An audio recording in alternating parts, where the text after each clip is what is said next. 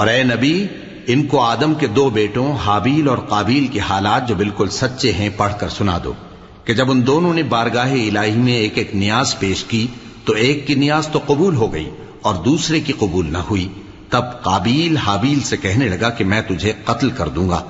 اس نے کہا کہ اللہ پرہیزگاروں ہی کی نیاز قبول فرمایا کرتا ہے، اگر تو مجھے قتل کرنے کے لیے مجھ پر ہاتھ چلائے گا تو میں تجھ کو قتل کرنے کے لیے تجھ پر ہاتھ نہیں چلاؤں گا۔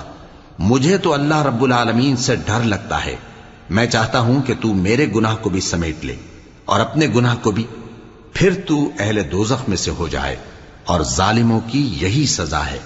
آخر اس کے یعنی قابیل کے نفس نے اس کو اپنے بھائی کے قتل ہی کی ترغیب دی تو اس نے اسے قتل کر دیا، پھر خسارہ پانے والوں میں ہو گیا۔